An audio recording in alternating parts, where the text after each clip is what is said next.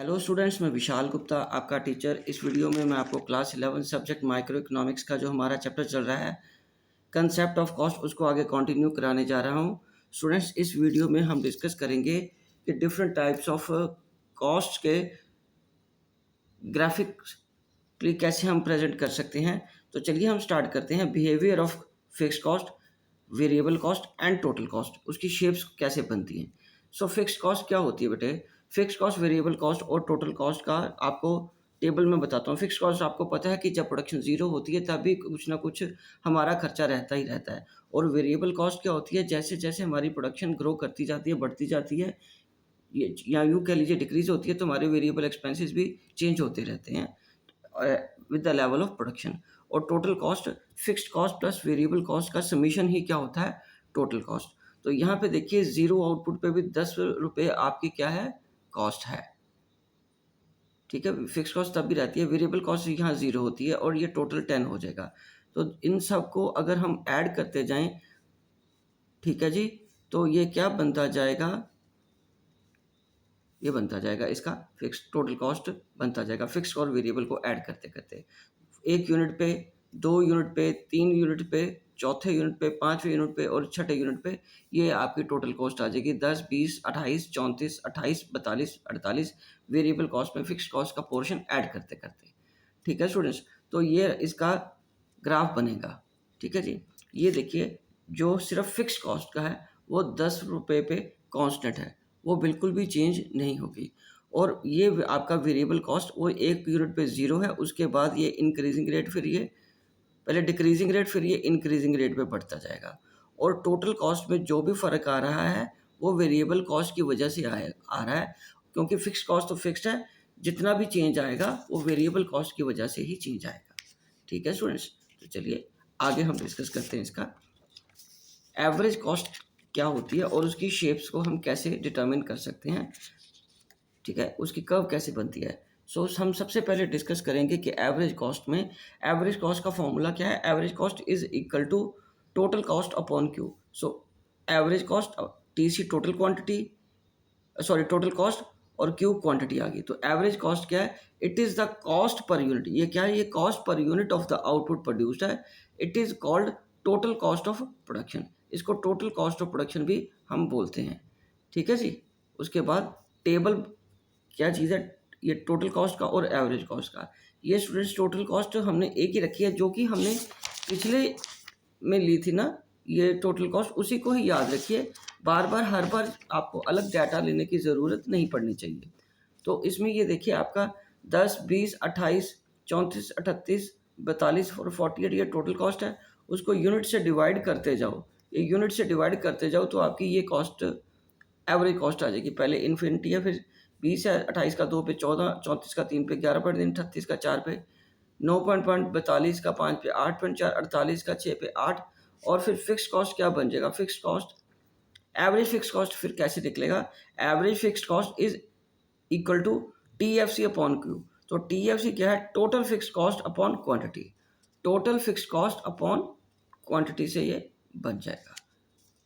ठीक है जी? चलिए आगे थर्ड पे हम करते हैं बात average fix cost. Average fix cost कैसे निकलेगा?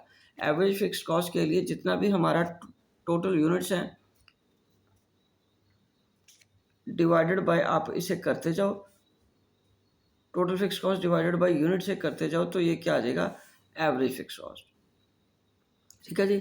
हर बार उसके नंबर ऑफ यूनिट से करते जाओगे तो एवरेज फिक्स कॉस्ट हम देखेंगे तो यहाँ हमारी एवरेज फिक्स कॉस्ट कम होती जाएगी जैसे जैसे लेवल ऑफ आउटपुट बढ़ता जाएगा, क्योंकि फिक्स्ड कॉस्ट तो एक बार हमारी लग ही चुकी होती है।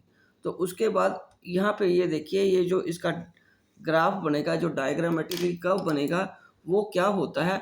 वो एक तरह से परपेंडिकुलर रेक्टेंगुलर हाइपरबोला होता है। ये क्या बनता है? Rectangular hyperbola.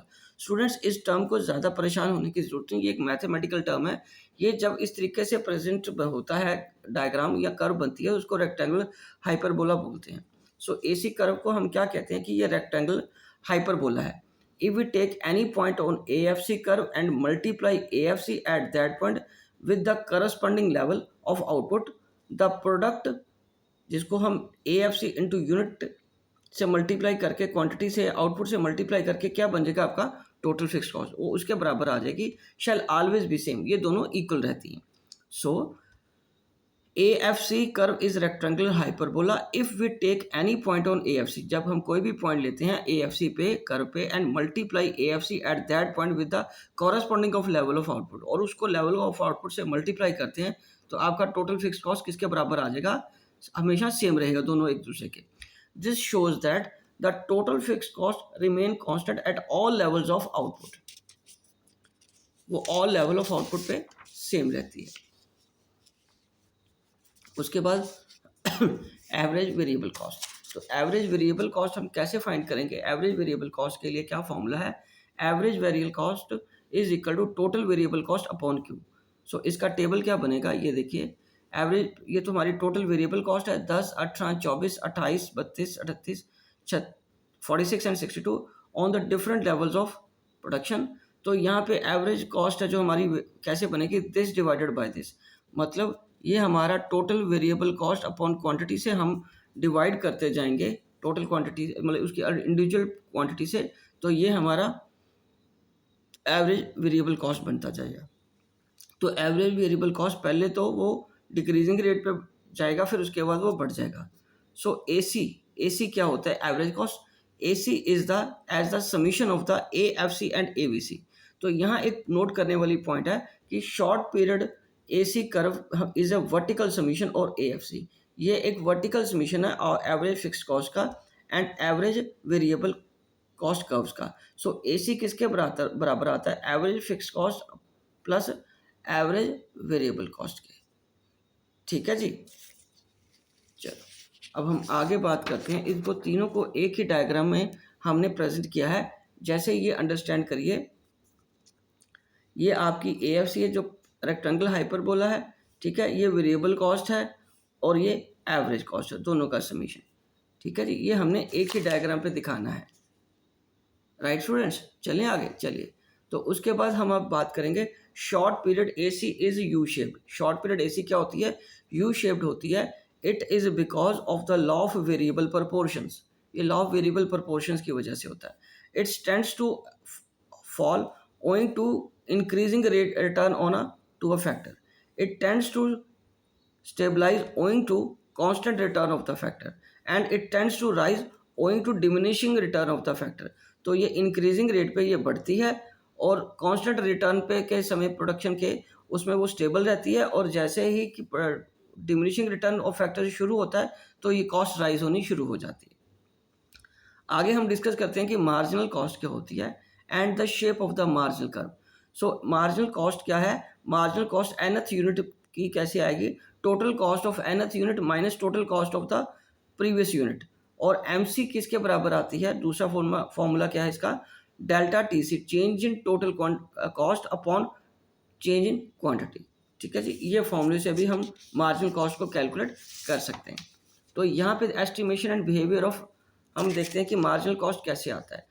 सो आउटपुट हमारी ये है 0 1 2 3 4 5 6 7 8, टोटल फिक्स कॉस्ट हमारी ये आ गई, total variable cost 0 10 18 24 28 32 38 46 62, total cost 10 20 28 34 28 32 42 48 56 72, और मार्जिनल कॉस्ट कैसे आएगा, ये इसमें से टोटल कॉस्ट को हम माइनस कर देंगे, 20 में से 10 गए 10, क्योंकि 10 के पीछे कुछ नहीं था इसलिए 0 आ गया, 28 में से 20 गए, ठीक है, 28 में से 20 गए कितने आ गए 8, और यहाँ पे भी दिखा दो 20 माइनस 10, ठीक है जी, और यहाँ पे तो कुछ था ही नहीं, ठीक है, इसका तो कोई कंपैरिजन ही नहीं आएगा।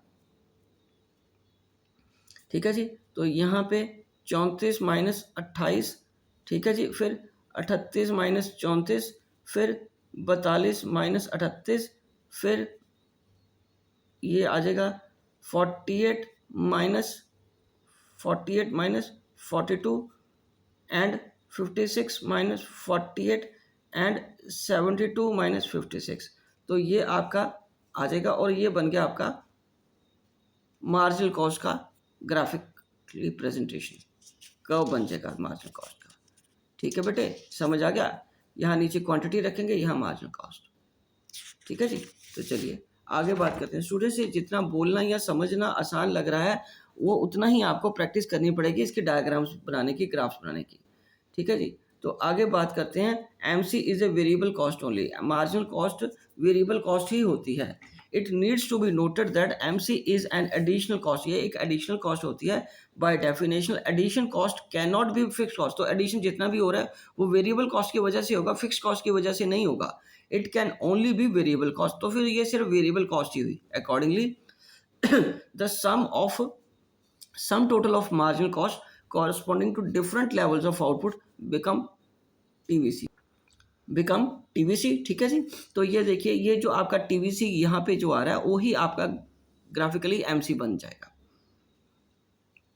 सो आगे हम बात करते हैं relationship between AC, MC and TC। सो ये टेबल क्या शो कर रहा है कि टोटल कॉस्ट, टोटल आउटपुट जो मतलब आउटपुट हमारी 1 2 3 4 5 6 7 8 0, और टोटल कॉस्ट ये रही हमारी 10 20 28।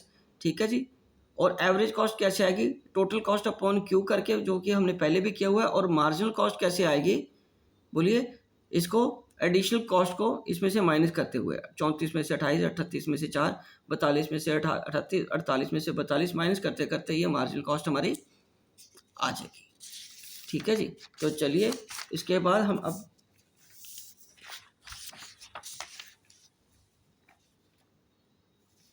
ये हमारा बन गया पूरा कॉस्ट को एक बार आप अंडरस्टैंड करिए। ये देखिए, ये हमारी कॉस्ट बनी। ठीक है जी, समझ आ गया बेटा आपको? ठीक है जी। तो इसी के साथ हमारा ये पोर्शन एक बार आप दोबारा देख लीजिए, ताकि आपको कोई डाउट है तो मुझे बता दीजिए कॉस्ट कैसे वर्कआउट करनी है, फिर उसके बाद हम आगे बात करते हैं। ओके, चलिए आ जाइए। तो यहाँ से ये देखिए इसका बिहेवियर कैसे बनेगा, relationship between AC and MC। Relationship between AC and MC में ये देखिए, पहले हमारा AC है, ये MC है सॉरी, और ये हमारा AC का ग्राफ बन रहा है। यहाँ पे वाई एक्सिस पे हमने कॉस्ट ली है और ये नीचे आउटपुट ली है। ओके, ऑब्जर्वेशंस क्या हैं, when AC falls MC is lower than AC। ठीक है जी। उसके बाद when AC rises MC is greater than AC, और व्हेन MC कट AC, जिस पॉइंट पे MC AC को कट करती है, AC उस केस में लोएस्ट पॉइंट पे होती है। ठीक है जी, ये इसकी ऑब्जर्वेशंस हैं।